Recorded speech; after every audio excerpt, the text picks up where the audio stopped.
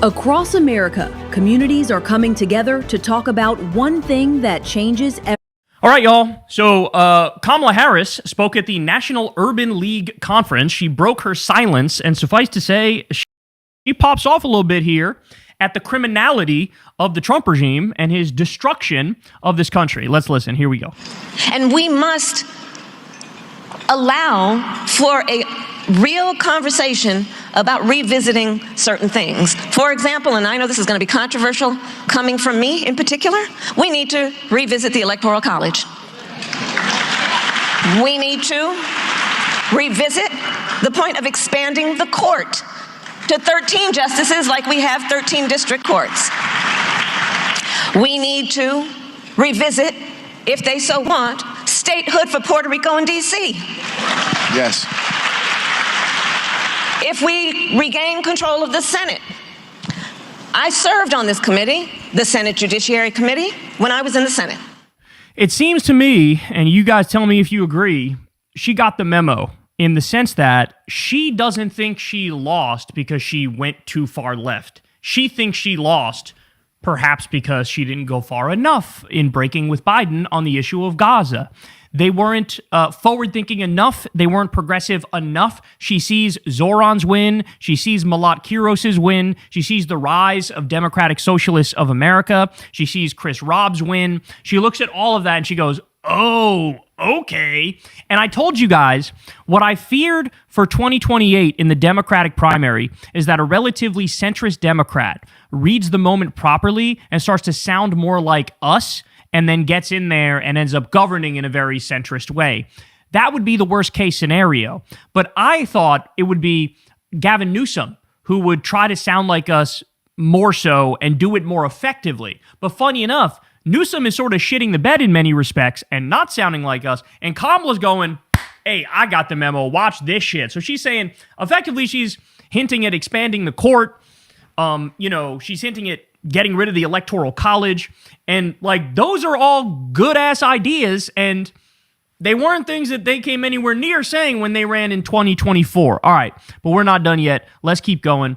Now she talks about the Iran war, and she's pretty fucking clear. Here we go. This war is a war of choice that this president got into with Israel. Yes. With no clear national security issue for us.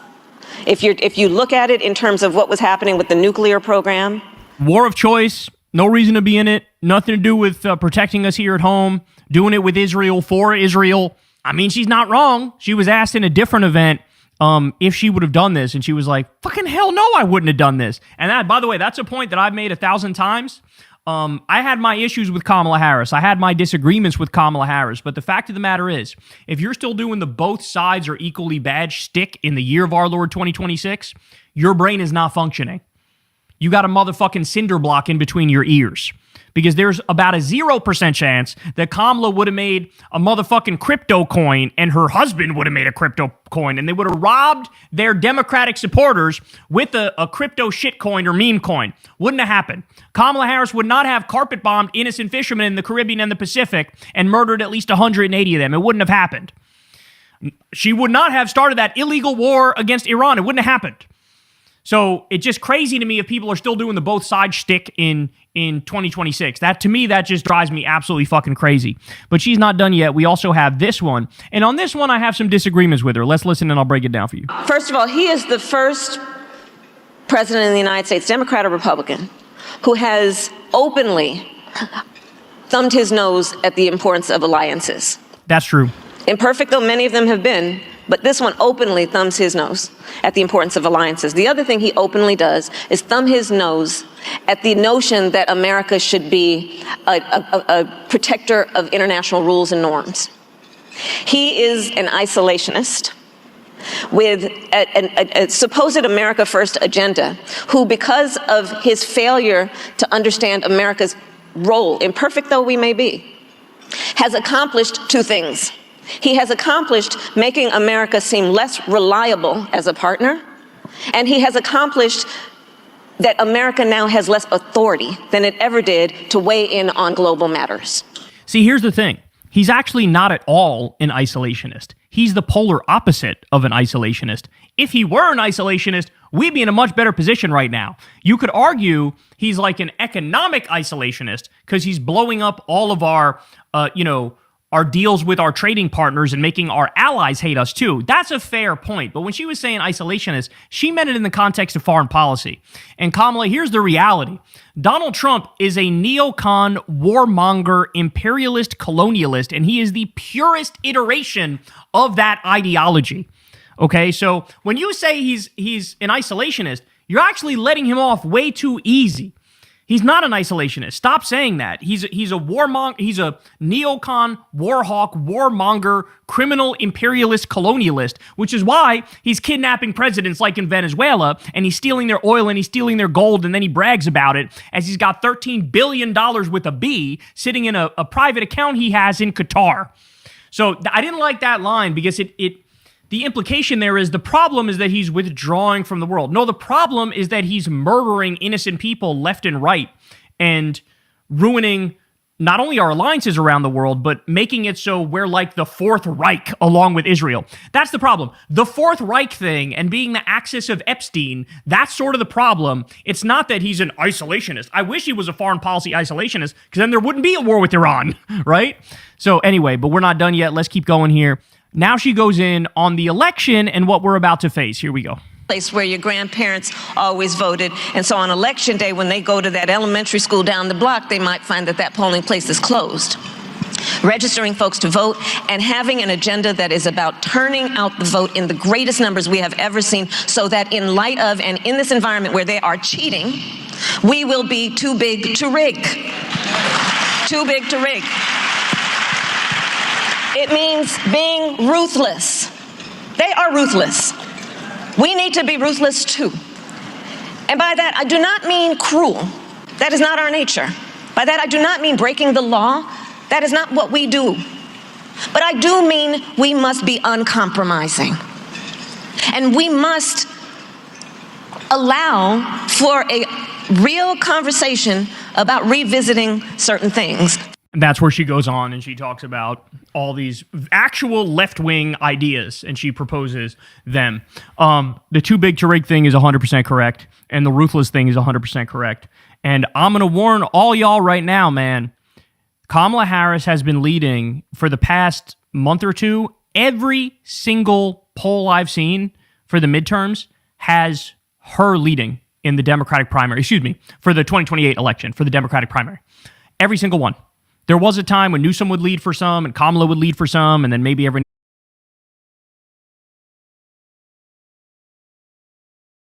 national Democratic primary poll for 2028 has Kamala Harris leading. Do not sleep on her, because national name recognition matters a lot. And she right now has the highest name recognition of any Democrat, force to be reckoned with. This is not the Kamala Harris that ran and had to drop out before Iowa when she first ran for president. This is not that same Kamala Harris. This is not the same Kamala Harris as 2024. It's not. And so I wouldn't sleep on her capability to be one of the strongest contending candidates on the Democratic side. But like I said, the onus and the burden is going to be on actual left-wing Democrats who have the track record of being more left-wing. It's going to be on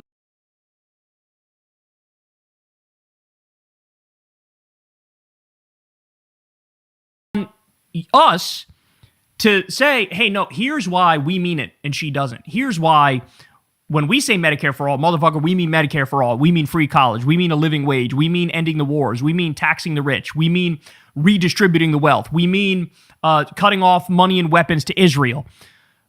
And that's the only way you topple somebody with this name recognition and this much of a lead, right? It's very possible that it's sort of like a 2008 Rudy Giuliani type thing, where on the Republican side, Rudy Giuliani was leading every Republican primary poll for the president for 2008, then he immediately collapsed. It's possible, but I think Kamala is probably more formidable than that, and people need to recognize that, okay? That she's like doing this rebrand, and the rebrand is kind of landing, and she's already got a default lead in the polls.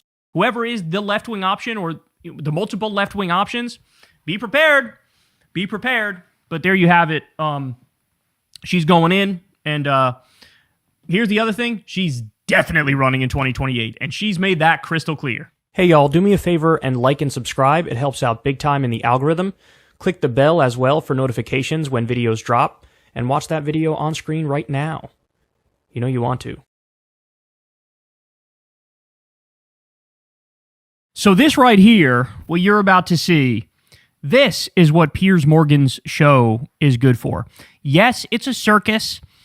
Yes, it's, get the most opinionated and loudest voices in politics online to scream at each other and humiliate each other, and it's about the spectacle and whatnot. It's not, some intellectual highfalutin thing here.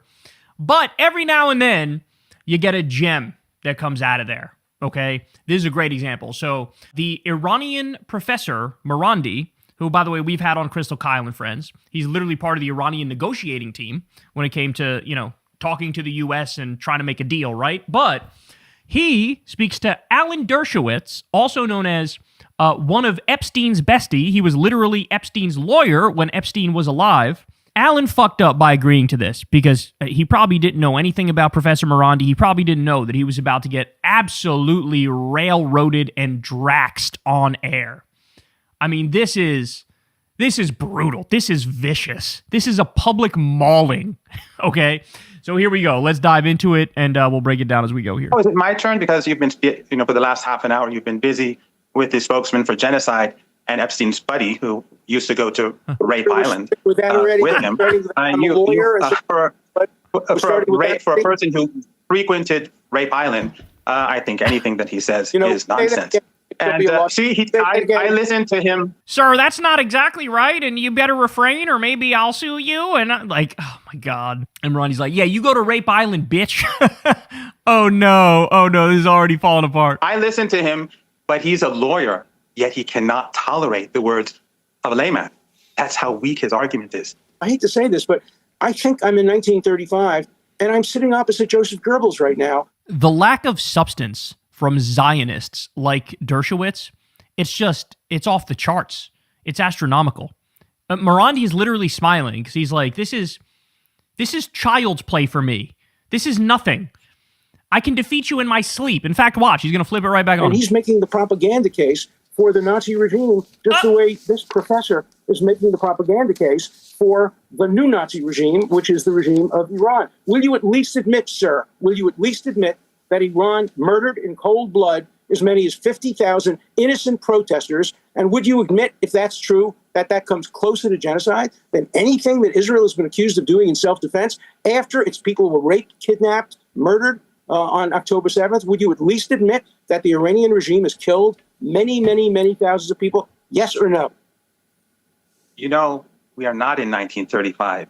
We are not in 1939. We are in 1942. You are the Nazi regime that is carrying out a Holocaust in Gaza. You are the Nazi who is doing it as we speak.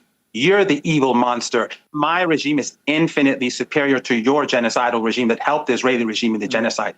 My regime, as you like to call it, your guest doesn't want me to speak, obviously. My regime did not pull the plug on little infants in the hospital, in the premature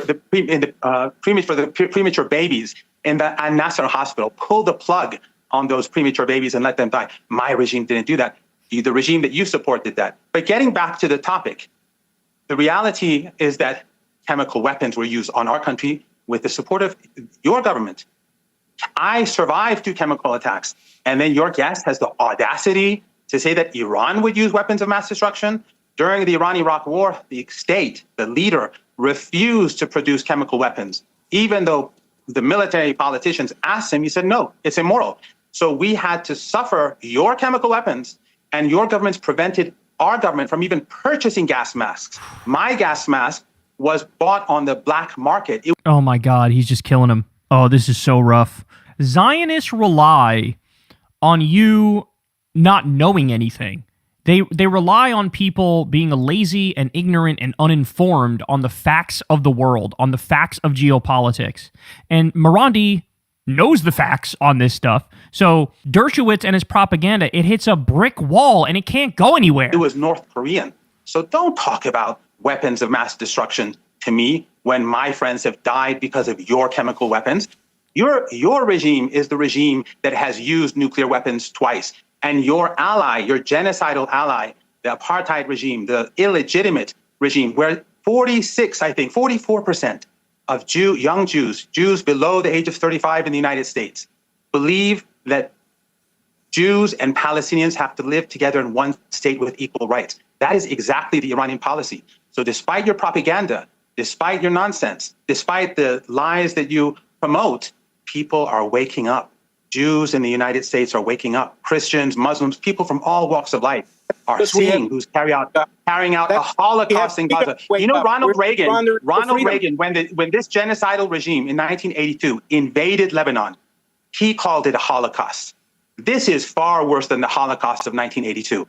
The only guilt of the Iranian people, and Hezbollah and Yemen, is that they say no to genocide. That has been the guilt for 47 years. For decades, your regime has been supporting the apartheid and genocidal regime of Israel and supporting the most brutal regimes across the world in Latin America and Africa, in our region and in Asia. But Israel, the only time, but your hostility is towards Iran because Iran says no to ethno-supremacism, just like 46% of young Jews in the United States. Iran says no to genocide, no to ethnic cleansing, no to colonization, and that Palestine must be a land where Jews and Christians and Muslims live as equal human beings. Your regime bombed a synagogue in Tehran. Why? Because that synagogue was not a Zionist synagogue. Oh my God. Dershowitz is reacting like it's not real. That's fucking real. I remember covering it. I remember the pictures. I remember the videos. He's right, shaking his head. Oh, we wouldn't bomb a synagogue. The fuck you wouldn't. Is there a single depraved crime Israel hasn't committed? You should play a game where you come up with a sadistic scenario and then look it up and see if Israel did it. And the reason why the game is difficult is because whatever you can fucking come up with, Israel did it.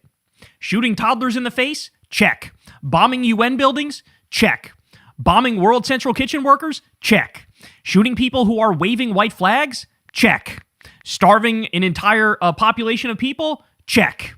Having systematic rape happen at Israeli prisons, which are now concentration camps and death camps? Check. We can go on and on. They had a right to rape protest, bro. Stop and think about that. And Dershowitz was, we wouldn't bomb a synagogue. Are you kidding me? If they're anti-Zionist Jews, that would be standard operating procedure to bomb them and to assault them. I mean, this is what ethno-supremacy is. Iran says no to genocide, no to ethnic cleansing, no to colonization, and that Palestine must be a land where Jews and Christians and Muslims live as equal human beings. Your regime bombed a synagogue in Tehran. Why? Because that synagogue was not a Zionist synagogue. You hate Jews. Hate Jews that are not Zionists. You are an anti-Semite because you kill Palestinians, and you're from Eastern Europe. You have no right to slaughter and rape and murder. Right. The audience can judge for themselves. In fact, when you say Iran has no freedom of speech, your host, I've invited him to come to Iran on multiple occasions to see if there is free speech. When I tell him to read the book Going to Tehran, he gets angry because it goes against his narrative. But you speak on behalf of an ethno-supremacist regime and you speak of free speech. Your country is run by oligarchs. We've covered anti-war Israelis who were immediately locked up for protesting. I forget if it was the Iran war or the genocide in Gaza, but we covered what happens is if you actually speak up against the Israeli government, they'll lock your ass up. In the US, they deported people for making Charlie Kirk jokes. Go ask Mahmoud Khalil and Rumeysa Ozturk if we have freedom of speech on the issue of Palestinian rights. I mean, Trump has gone to war with the First Amendment. He's suing media outlets for stating facts about him. So to have some smug lecture about freedom of speech from somebody like Alan Dershowitz, who, by the way, sues people every 17 seconds if they say stuff that he doesn't like. The number of times he said, that's libel, that's slander, and he sues people. I mean, give me a fucking break. You don't support free speech at all, Alan Dershowitz. Are you fucking kidding me? You think that the people of the United States have free speech when they lose their jobs, when on campus they can't talk out against the Israeli regime and the brutality of the regime? Don't talk nonsense. People lose their jobs in your country. Their futures are destroyed when they speak truth to power. Of course, I believe in complete equality for everybody. Now, I want to ask you the question: do you think the West Bank and Gaza in the West?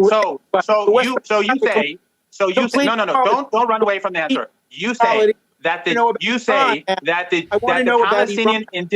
You answer the question. You say that the Israeli regime should dismantle the system that now exists, and that all Palestinians in the land of Gaza and in the West Bank should have the right of vote and should have citizenship to this land, and they cannot be removed from their homes. You say that, right? You accept that, Yes, right? of course. I think that they should be citizens of an independent state in Gaza, an independent state. No. I didn't say that. I did not say that. Don't change the. No. And the complete right to. Do you accept that the people in Gaza are refugees from Palestine? I believe in a peaceful Israel. Answer the question. Answer the question. The people in Gaza are refugees from Palestine. They're not from Gaza. Gaza was a village 50, 60, 70 years ago. The people in the West Bank, many of them are not from the West Bank. Many people in Jordan, they're not from Jordan or Lebanon or in Syria or in Egypt. The Palestinian population that has been expelled from their homes, that have been kicked out of their homes and have been decimated for decades. You believe that within Palestine, what is now today called Israel, plus the West Bank and Gaza, that they should have equal rights and citizenship. Let's remember how it started. 1947. Never make the mistake of asking a Zionist a direct question, right?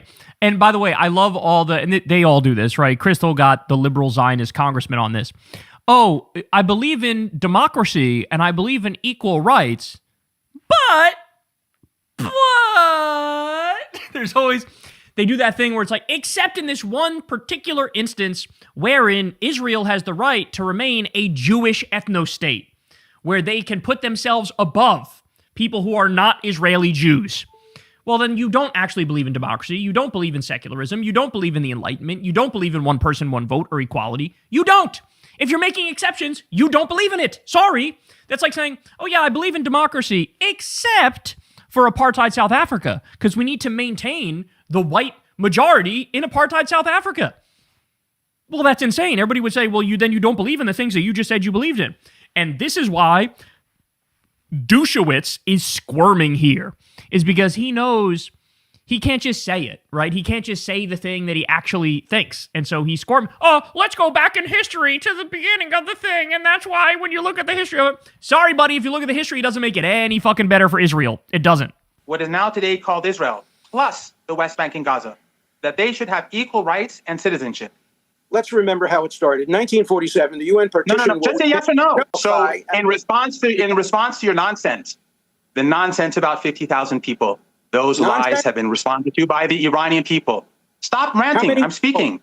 You're a lawyer. 3,117 people died thanks to an armed insurgency that your regime and the Israeli regime funded and supported. You're a coward. You are a coward. You won't let me talk.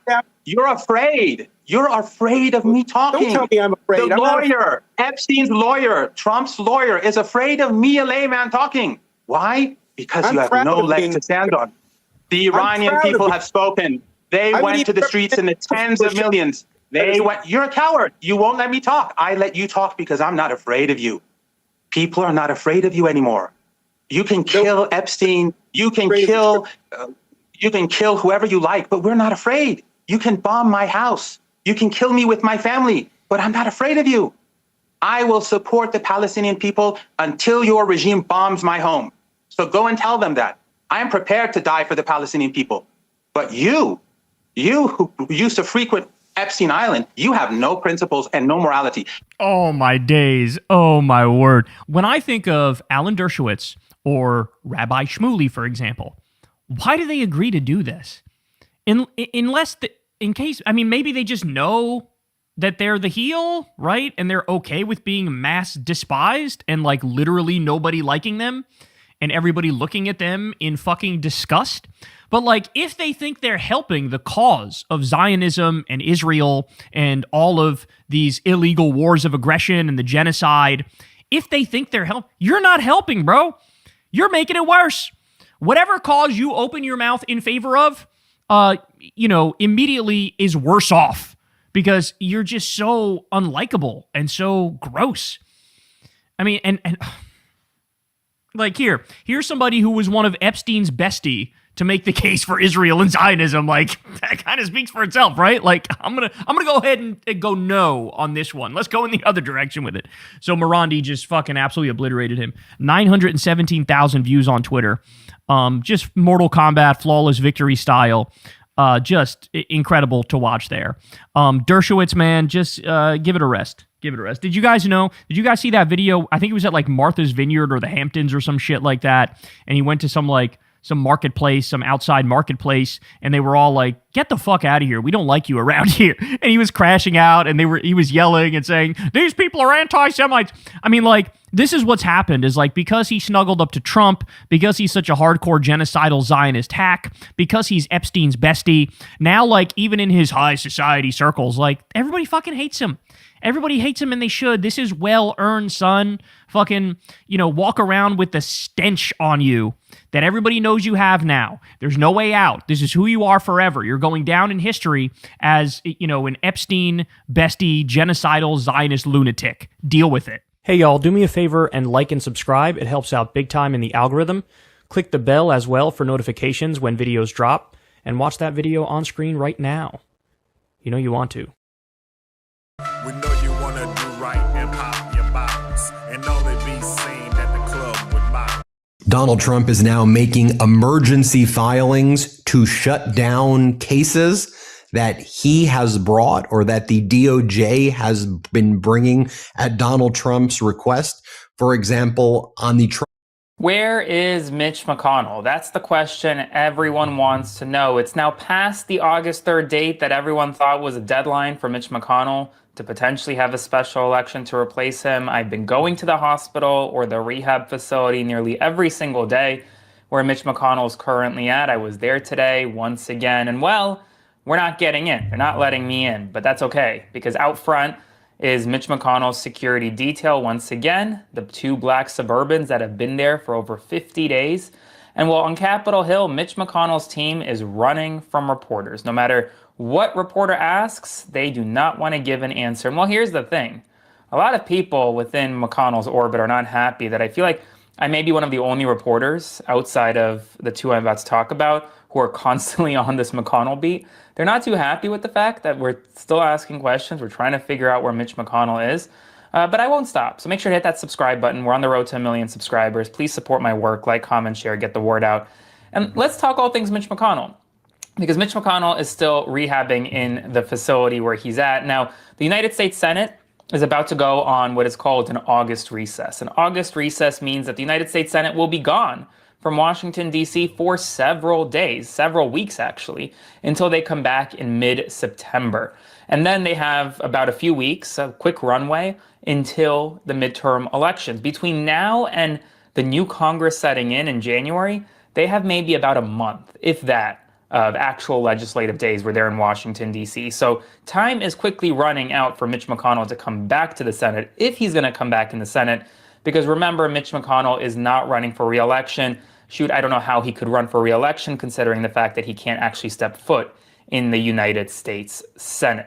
So right now, outside of Mitch McConnell's hospital, you have his black Suburbans, you have the Capitol detail. He's likely on the 4th floor, as I've said multiple times, inside this acute rehabilitation facility on Capitol Hill. By the way, he's collecting a paycheck still, $174,000 a year, thousands of dollars a month. He's still collecting that paycheck. On Capitol Hill, his staffers continue to collect a paycheck, but they refuse to answer any questions as to where Mitch McConnell is.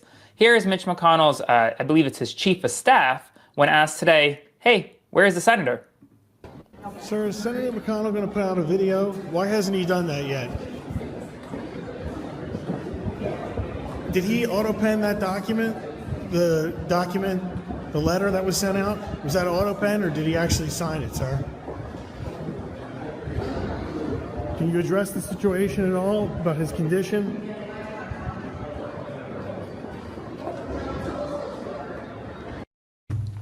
Can't address anything, can't talk about it because, well, I guess they're paid to keep quiet. But it's not just him, it's also Mitch McConnell's communications director, Desiree Townsend, who was at the hospital, kind of handed over the work to me over the past 24 hours, has been asking the communications director on Capitol Hill repeatedly, where is your senator? Give us anything. Look at the answers.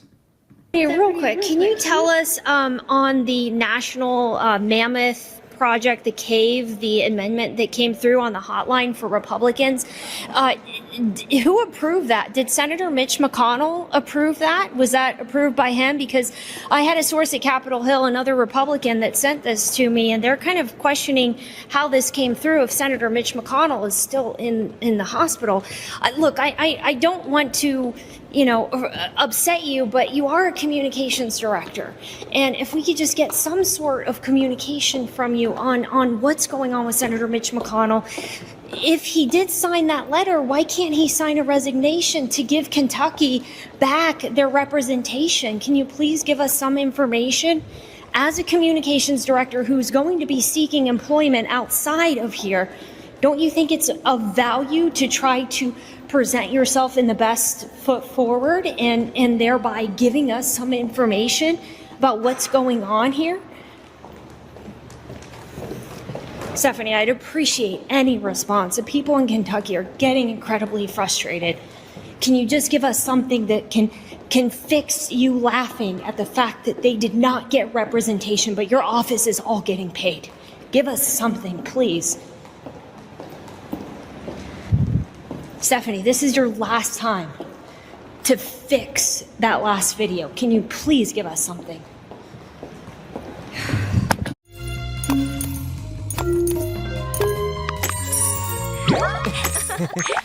Welcome to Frozen Barbecue. Please remain calm and hungry. Customer patience level unstable. Hey, chef, we believe in you.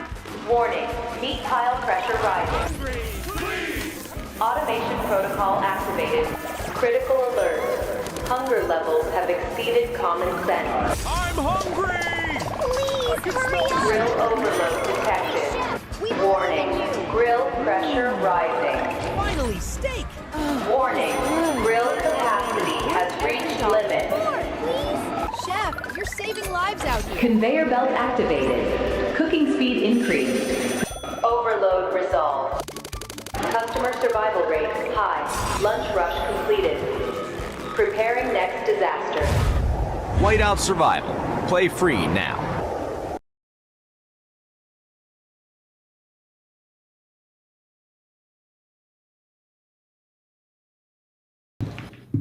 Nothing from Stephanie, the comms director. But what Desiree is referring to is somehow Mitch McConnell, who's not in the Senate, can co-sponsor an amendment. This is Senate Amendment 6733. It's an amendment put forth by Ted Budd, intended to be proposed to him by Bill H.R. 6500 to, quote, extend duty-free treatment provided with respect to imports from certain countries in Africa under the African Growth and Opportunity Act to extend customs users' fees and for other purposes. So Mitch McConnell is one of 6 co-sponsors. He co-sponsored this amendment yesterday. I'm not sure how he co-sponsored it, given the fact that he's not in the Senate right now and he can't really do work, and who co-sponsored it for him. So we'll have to see. Now, I spoke with Will Van Nuys from the DCCC, which is the Democratic arm to elect Democrats into the House of Representatives, about where the map stands, where he's excited for. I want you to take a listen. Hit that subscribe button, like, comment, share, get the word out. See you soon. Excited to be joined today by Will Van Nuys from the DCCC. I'm so excited to be talking to you about the current map and where things stand right now. I got to ask you, if the election were held today, how confident are you that Democrats can take back the House? We would absolutely take back the House if the election were held today. Yes, very confident. What seats are you specifically looking at where you really think that you have the best chance right now to flip a red to blue? Yeah, the amazing thing about this cycle is that, right now we've got 46 battleground districts in play, districts that we are targeting on offense, and 30 candidates that we've endorsed on our red to blue program. And so we have, part of the job here at the DCCC is to maximize the number of pathways to 218 and beyond. And this is a cycle where we have any number of different pathways. It can go through the route of presidential battleground states like Arizona, Michigan, and Pennsylvania, where we've got a number of pickups. It can go through a couple of states where the energy and enthusiasm this cycle is off the charts in places like Colorado and Iowa.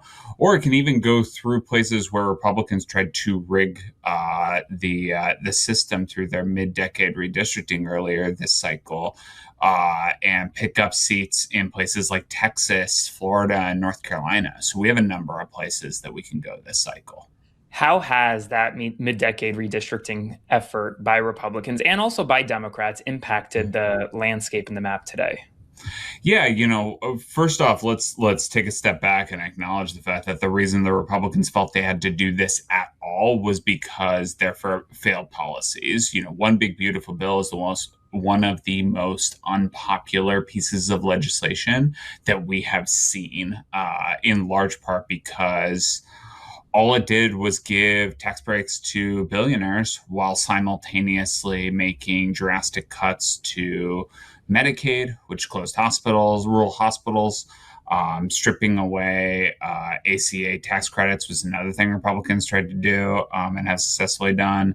And then, the continued rising costs, whether it's groceries, gas, utilities. And so they felt they had to do this because it was potentially their only route to 218.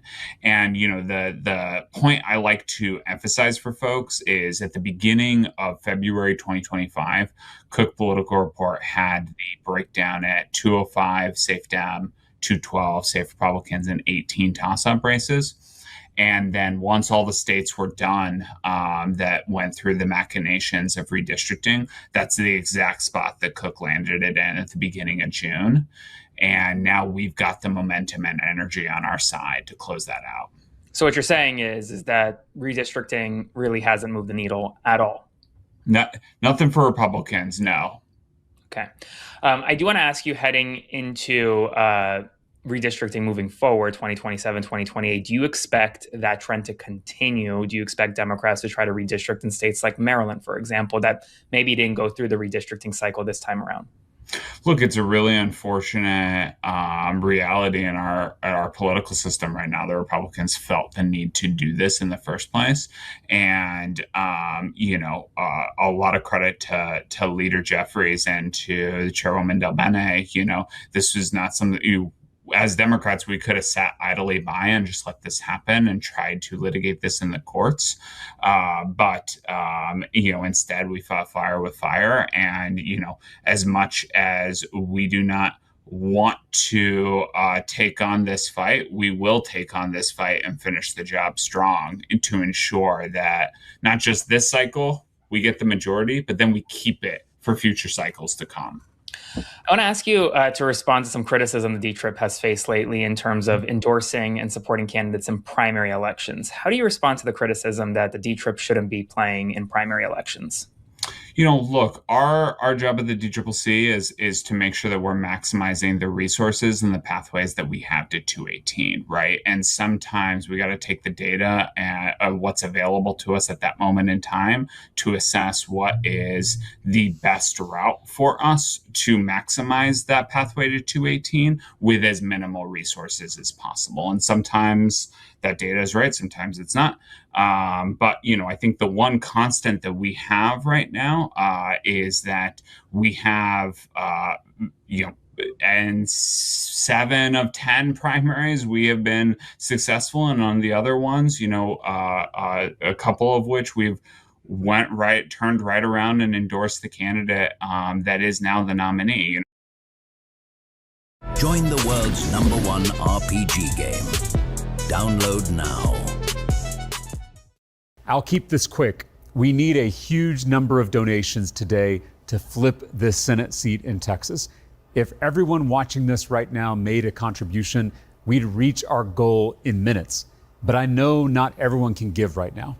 So if you care about taking back Texas and can afford to chip in, then we need your support today. Thank you so much.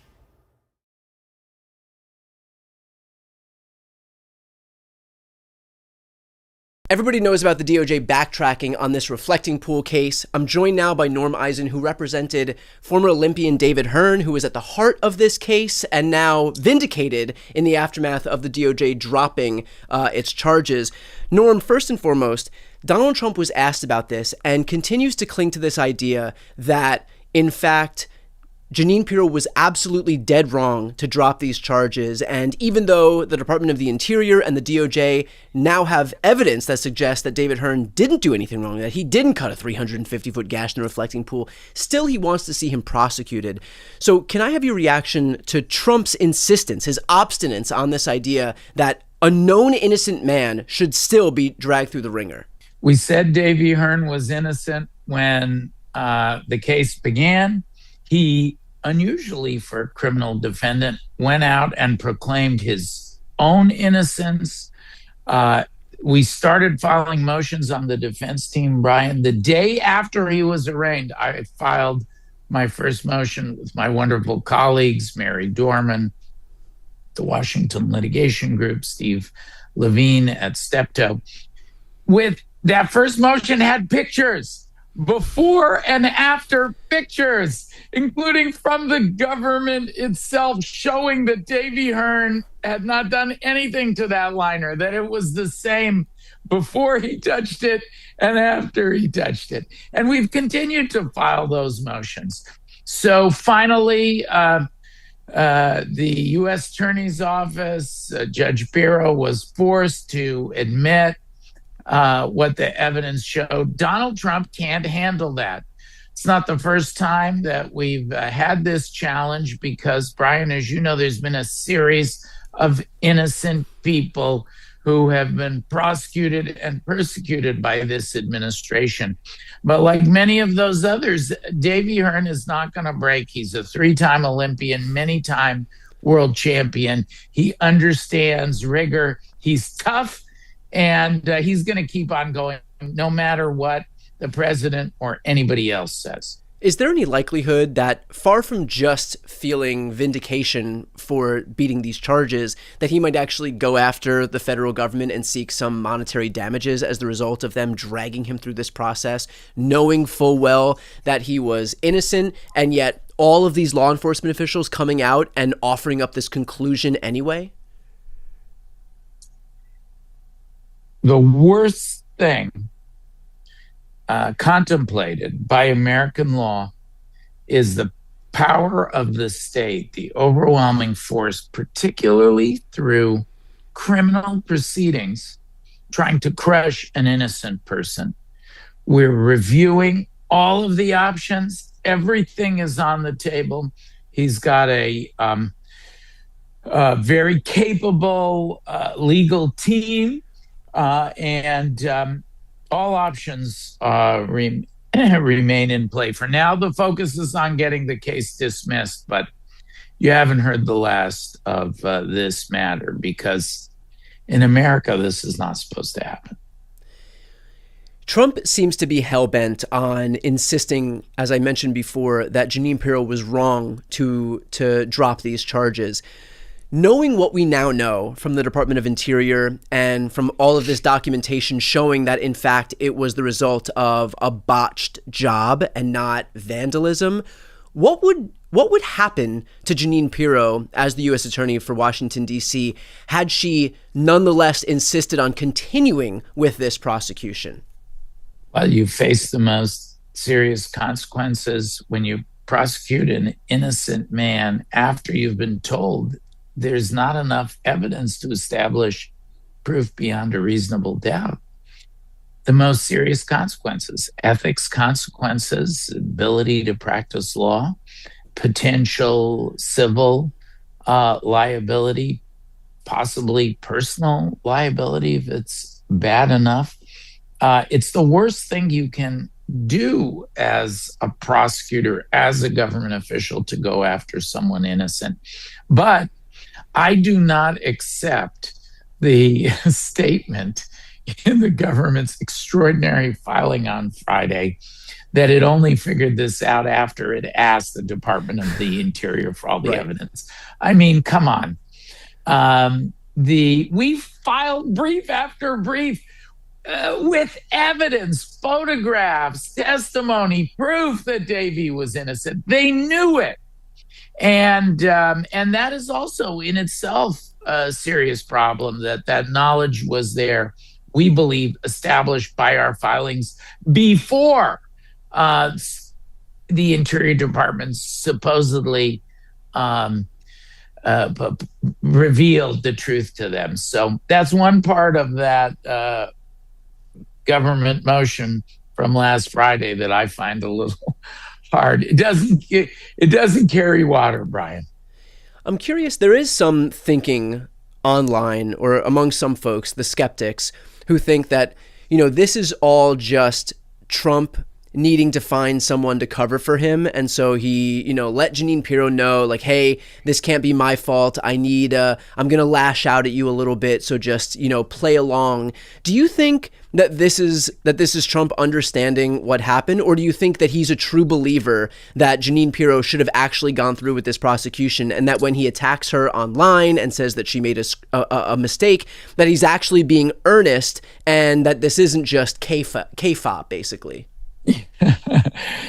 Yeah, this is not some kind of insect dance or kabuki performance. Yeah. She has enraged Donald Trump by conceding the truth, even if she did it with a extremely implausible excuse that, the Department of the Interior pulled the wool over our eyes. Come on. Nevertheless, the truth has been revealed, including through those motions that we kept filing. One of them was to take discovery about possible grand jury wrongdoing, and then the decision to drop the case came right after that. Is that a coincidence? I don't know. The truth of all of this will come out. It always all leaks out with this administration. But I do know this: Davy Hearn is innocent.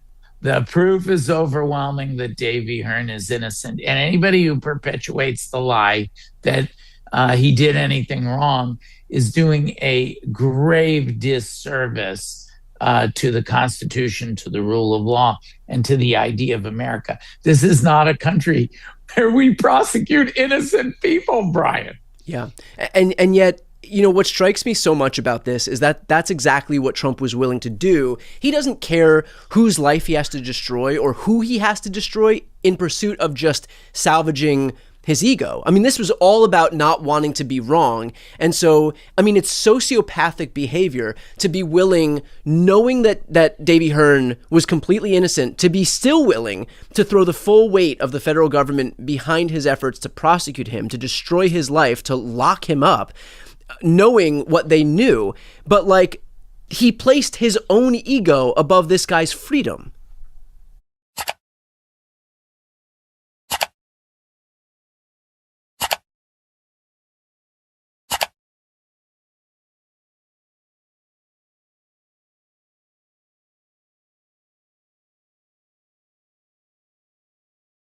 You can beat cancer and still lose everything. Or you can have a little known policy that puts up to $400,000 in your pocket if you're ever diagnosed with cancer, heart attack, or stroke. Look, I had no idea this even existed until my neighbor told me about it last month. She was diagnosed with breast cancer earlier this year. And instead of worrying about medical bills and lost income, she got a check for $250,000 while she was still alive and fighting. Tax-free cash, no restrictions. Money she could control. She used some for treatment, paid off her mortgage, and even took a healing. Well, I won't get into analysis about what the heck is going on, but the reaction, I will say, has just been to underline the innocence of Mr. Hearn. Yeah. And I will say that it has been very gratifying to see those of all political stripes, even many who normally support or agree with President Trump, say, hey, this is an innocent man. He's a 3-time Olympian, repeated world champion canoeist. The evidence doesn't prove it. And it's wrong to continue to attack him. So the president has managed to unify the country around that, Brian. Norm, I'm curious, during the lawsuit, while you were speaking with the judge, what has come of this idea of the presumption of regularity? And I ask that because, for those who are watching who don't know what the presumption of regularity is that there is normally deference paid to the federal government. That when the federal government says something, because they have years of good faith behind them, judges are more inclined to believe the things the federal government says, that they're acting in good faith, that they're not lying, what they say is true. Knowing the extent to which the Trump administration has lied for years at this point, and especially in this case, is there any indication as to whether judges are still granting this Department of Justice the presumption of regularity, or has that been all but obliterated? Well, we haven't yet reached a decision on the motions we filed, the pretrial issues, of course, the trial itself. So I'll confine myself to my other over 300 legal cases and matters. Although the Hearn case certainly has done nothing for to restore the presumption of regularity. It has been obliterated over the course of our matters and the hundreds of others that we've seen over the past year and a half. Whether it's birthright citizenship, where at Democracy Defenders Fund and or action, we've litigated cases denying the plain meaning of the Constitution. Dr. Lisa Cook, another wrongly persecuted individual from the Federal Reserve, we took that to the Supreme Court and won. The other corruption cases, the slush fund case in Florida, the Kennedy Center case, over and over again, we've seen in these cases that the administration is forcing its lawyers to make arguments that don't pass the smell test. Yeah. And of course, you are going to lose trust with judges, with juries. You know, in a lot of these cases, they're either thrown out pre-trial. That happened in another case I worked on, the labor leader, David Huerta in California, peacefully protesting ICE.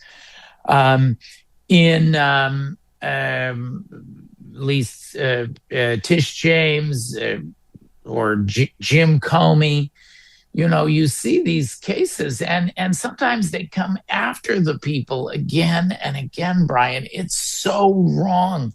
It's so un-American. But I will say, and a positive sign, the American people see through this. Donald Trump's approval ratings have sunk to lows that are now approaching Richard Nixon's in the depths of his corruption crises. So just reflecting on my other cases, I do think the presumption of regularity has been blown to smithereens. You'd mentioned your other 300 cases. What is next? What's coming down the pike in terms of what we can expect from the infatigable Norm Eisen? Elections. We have a large portfolio of election safeguarding activity at Democracy Defenders Fund. Our 300 cases and matters include a large number of those. For example, in Fulton County, Georgia, we quashed the criminal subpoena where Donald Trump was trying to dig into the 2020 election. We had a long, hard fight in court. We finally succeeded there.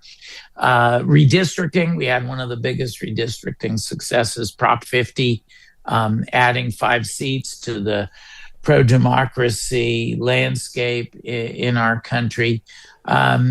Just today, we filed in the United States Supreme Court on behalf of 55 former federal and state judges, mostly conservatives and Republicans, a brief saying Donald Trump's second executive order tampering with elections should not be allowed to take effect. Yeah. We defeated his first executive order. And Brian, my team and I are ready I was part of many of the 63 cases in 2020. We are ready to do twice that number. I told the team, let's get ready, 126 cases if necessary. We will protect this election. If you are watching, you can rest assured that my colleagues and I and so many partners around the country are ready to make sure that your vote can be cast and the elections proceed freely and fairly. We are not going to let anything happen, any sabotage when it comes to these elections. To that end, for folks who are watching and listening right now, I've always been an advocate for the people who are on the front lines doing this work, and you are chief among them. So for folks who are looking to support your efforts, where can they go? They can go to Democracy Defenders Fund or Democracy Defenders Action. Brian always very kindly puts those links, our website, on the screen. And Brian, I have to thank you and your viewers and listeners. We have been on this journey together since the very beginning of the Trump administration. And there were some dark days at the beginning, but we've continued in court. Our wonderful partners, clients, other organizations, the democracy movement has done the same. And a series of successes, thanks to the help that you and your viewers provide. So we're very grateful to you and everybody watching for that friendship. For us, for the Democracy Defenders family, but for the Constitution and rule of law and the idea of America. Let's get moving with forward progress again on that idea. Perfect place to leave off. Norm, as always, thanks for the work you're doing. Thanks for taking the time today. Thanks, Brian.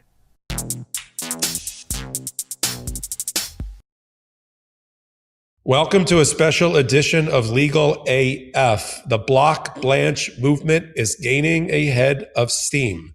He may have won the Pyrrhic victory of winning 12-10 and coming out of the Senate Judiciary Committee, but the Senate Democrats made an impassioned closing argument against Todd Blanche, and the worm may have turned. We've already got the new reporting that Susan Collins, of all things, has found the intestinal fortitude to vote no against Todd Blanche. There's just two more Republicans that need to slide over if Mitch McConnell stays in rehab for the final vote on the Senate floor. And while that's going on, there are still two live active cases going on that Todd Blanche is going to have to answer to. Judge Brinkema, that we've talked about in the Eastern District of Virginia, and still Judge Williams in the Southern District of Florida. And those new pieces of paper that he issued to try to get the votes or buy the votes of Tom Tillis and Cornyn, I think will end up biting him on the backside. And in order to talk through all those things, I'm about to bring in Democracy Forward's founder and leader, Skye Perryman. But first, let me just read from what Todd Blanche published on his social media about how he's going to get the votes of Cornyn and Tillis, but that may end up harming him most certainly in the cases before Judge Brinkema and Judge Williams and maybe other future cases. He said basically there's two pieces of paper. Here's the first one. August 2nd, 2026, the Attorney General's May 18th, 2026 order. That's the one that established this Jan 6th Insurrection Fund, Weaponization Fund, which he did with multiple other parties, all controlled by Donald Trump. He's going to rescind it. This is him doing it unilaterally without any other involvement of any of the other parties to that agreement, which is, we'll talk about that in a minute. But then he says, for the avoidance of doubt, he's rescinded the order, but again, has not addressed whether the Jan 6 fund, even though now sidelined, if the Jan 6 insurrectionists are going to get funding some other way. And then he talks about, for the avoidance of doubt, he takes a pot shot at the quote unquote meritless lawsuit in front of Judge Brinkema and Judge Williams. And then he issues this other piece of paper where he just addresses the next day attempt by Todd Blanche to unilaterally amend the settlement agreement to give Donald Trump, his family, his 400 affiliates, and others unlimited tax absolution and criminal absolution going forward. He says, further, the May 19th order I don't get, and I want to talk to Sky about this. I don't get where Todd Blanche gets to issue orders that unilaterally change a settlement agreement, but okay, well, we'll take him at face value. The May 19th order regarding a mutual release of claims applies only by its terms retroactively. Okay, so 15 years back. Additionally, the terms lawfare and or weaponization in that order were already defined in the settlement agreement as meaning the use of government power to target individuals, groups, and entities for improper and unlawful political, personal, and ideological reasons. This doesn't help. Let's bring in Sky Perryman of Democracy Forward. Hi, Sky. Hi, good to see you. This hot take got really hot. I'm on holiday, but I'm fired up about this. And the first thing I thought of is the Judge Brinkema case that your team, your public interest law firm, is leading on behalf in the case of Floyd versus the Department of Justice. And there's been developments in that case, and I want you to brief our audience about it. Well, Todd Blanche's claim that he has, unilaterally rescinded the slush fund is not worth the paper it's written on. And by the way, if anybody's buy a computer while you're watching this and you want to go type into Google like slush fund dead and go to news, you can see that we've gone through this entire drama when he first testified to Congress back in June, where he goes in and claims that the fund is dead, but fundamentally refuses to swear under oath in federal court that the fund is not operating and will not operate in the future. The president continues to come out and make statements that he thinks the fund is great and wants it to continue. He did that, by the way, this weekend, admits that he never talked to Todd Blanche about, what Todd Blanche put up on social media.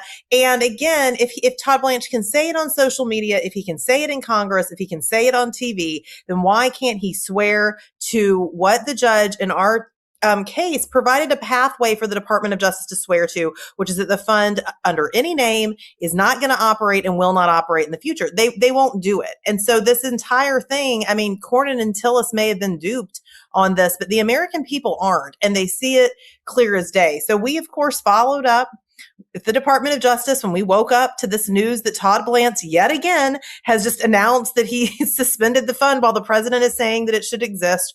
And of course, they've not responded to our correspondence and, again, inviting them to do what the court has invited them to do multiple times in this case, which is to actually back up their claims. And to your point about Cornyn and Tillis being duped, at least in the Senate Judiciary Committee, on the day that he cut that deal, whatever that deal was, lawyers for Donald Trump, obviously either Todd Blanche knowing about it or not knowing about it, filed a notice of appeal of the Jan 6 fund being declared to be the product of a bad faith litigation practice in front of Judge Williams.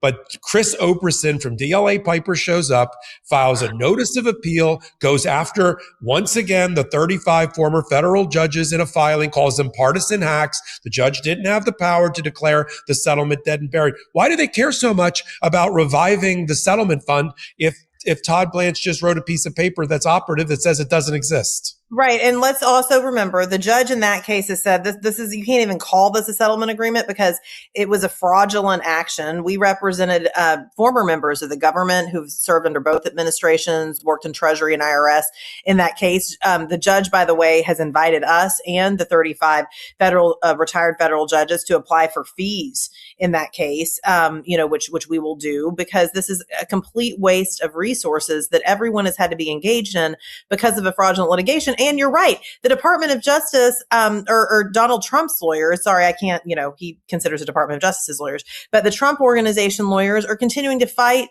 tooth and nail on this case.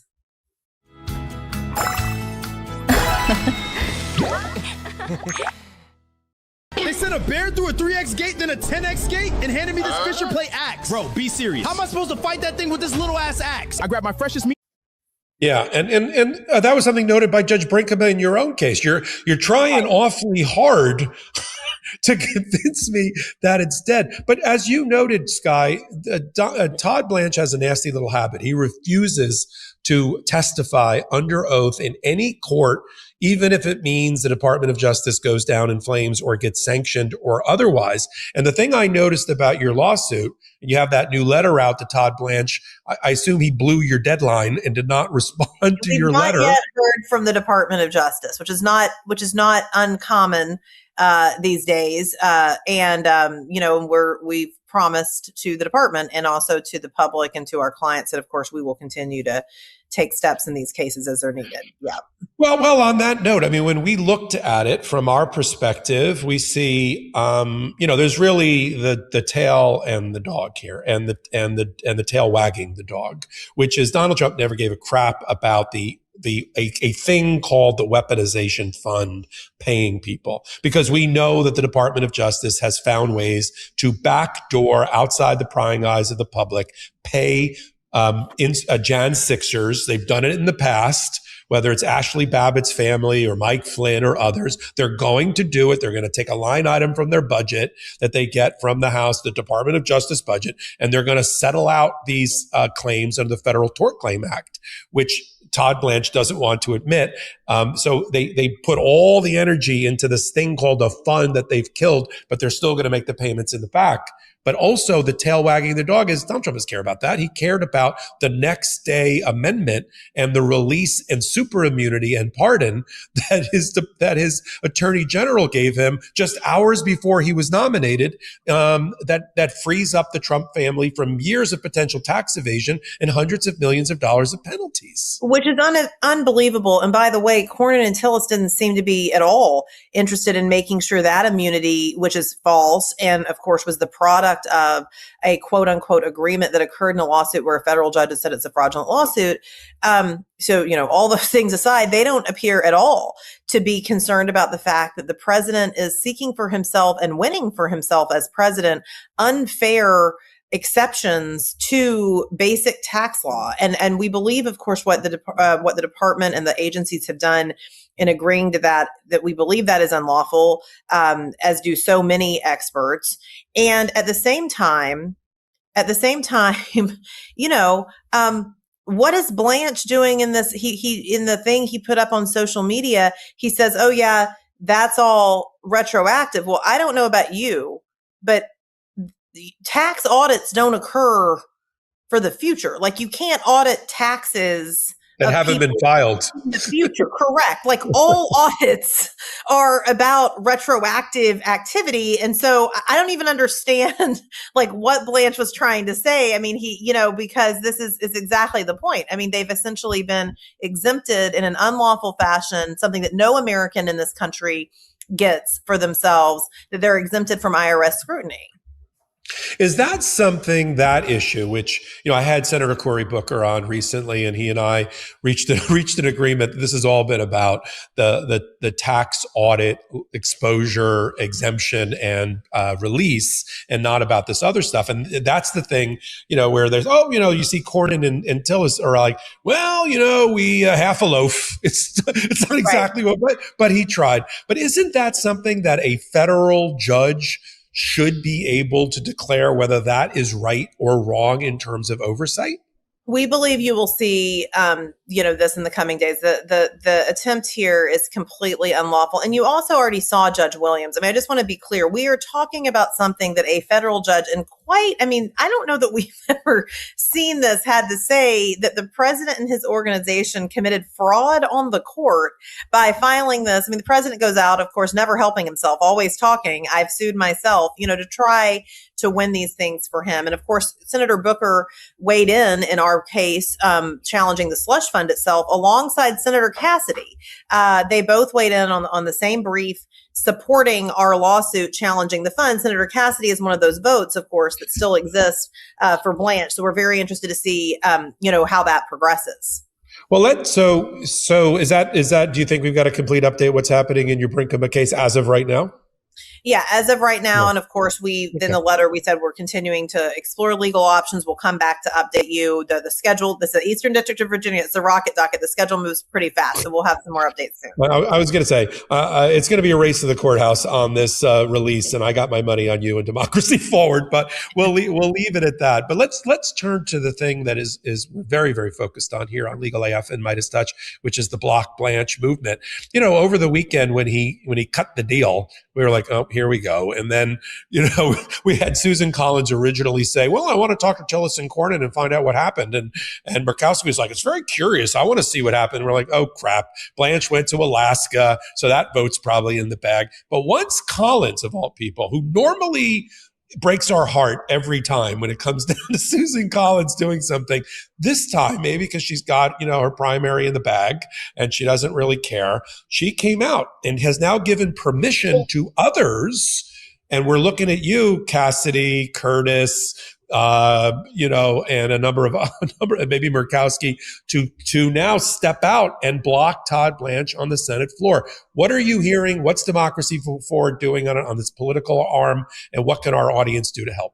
Well, look, I think it's very clear.